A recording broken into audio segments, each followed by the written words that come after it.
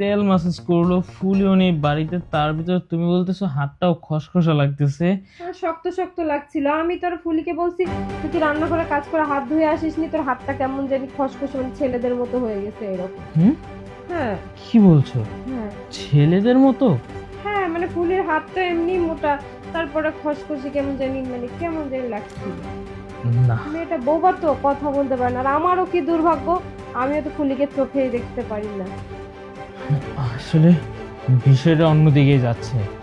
আমার মনে হচ্ছে সুবিধার না, এখানে কোনো না কোনো একটা গন্ডগোল অবশ্যই আছে। হাতটা ছেলেদের মতো, বাড়িতে ছেলে ছেলে ছেলে। আচ্ছা, আমার বড় ভাই কি আবার রুমে আসছিল? না না, ভাইয়া তো আসলে আমার সাথে কথাই বলতে, তাই না? আমার সাথে তো কথা বলেনি। ফুলি যেমন ইয়ে করে তেমনই তো করলো। ফুলিও বাড়িতে নেই, তার মধ্যে তুমি বলছো তেল মালিশ করে দিয়েছে, হাতটাও খসখসা। কে হতে পারে? আচ্ছা, তার হাতটা কি ছেলেদের মতো ছিল নাকি মেয়েদের মতো? হ্যাঁ, মানে খসখসে ছেলেদের মতো, কেমন মোটা মোটা শক্ত ছিল। মোটা না? তার মানে বুঝতে পেরেছি এই কাজটা কার হতে পারে। আজকে খবর আছে তার, একদিন আর আমার যে কয়দিন লাগে। কি হলো? তুমি বস।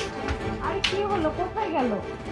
ভাইজান, ভাইজান, ভাইজান! কি হয়েছে? কি রে, তুই চিল্লাচিল্লি করতেছিস কেন? কি হয়েছে? কি হয়েছে না?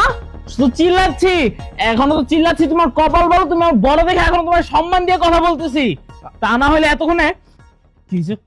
আমি বুঝতে পারতেছি না তুই উত্তেজিত হয়েছিস কেন, আমাকে তো খুলে বলবি কি হয়েছে। ও, কিছুই বুঝতে পারতেছো না? না, ভাজা মাছটাকে উল্টেও খেতে পারো না, তাই না? একবার বাবু খোকা হয়ে গিয়েছো। হ্যাঁ, এই তুমি কিভাবে পারলে? হ্যাঁ, আরে কি হলো? এই তুমি কোথায় গেলে? আরে কি হলো, বাইরে এত চিল্লাপাল্লা কিসের? আরে কি করছো? হ্যাঁ, ভাজা মাছটা তুমি উল্টে খেতে পারো না, তাই না? হ্যাঁ, এই তোমার কত বড় সাহস! হ্যাঁ, তুমি কিভাবে পারলে এই কাজটা করতে? হ্যাঁ, ছোট ভাইয়ের বউয়ের দিকে তুমি কিভাবে বাজে নজরে তাকাও, আবার তার গায়ে হাত দাও? হ্যাঁ, তোমার এত বড় স্পর্ধা হয়েছে কিভাবে? হ্যাঁ, দেখ, তুই কিন্তু আমার সাথে কিন্তু বেয়াদবি করতেছিস, আর উল্টা পাল্টা কথা বলবি না। আমি কি করেছি? কি করেছি রে আমি?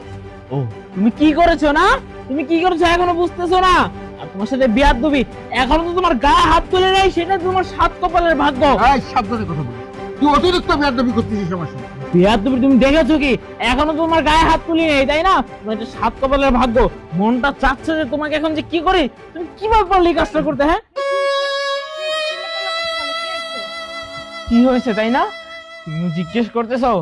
আমার গায়ে যে হাত দিয়েছে সে আর অন্য কেউ না, সে হচ্ছে আমার এই অপদার্থ বড় ভাই। দেখো ছোট বউ, দেখো ও কথা বলে বেয়াদবি করতেছে আমার সাথে। আচ্ছা আমি করেছি নাকি? দেখ, আপনি চুপ করেন। আপনি ওকে বেয়াদব বলছেন। আপনি কি করছেন আপনি নিজে জানেন না? এই কাজটা না আপনি মোটেও ঠিক করেননি। আপনি বড় ভাই, আপনি সম্মানের লোক, আপনি কি করলেন এগুলা? আপনি ছোট ভাইয়ের বউর সাথে ছি। না আমি বুঝতে পারতেছি না বৌমা, আমি কি কাজটা করেছি এমন।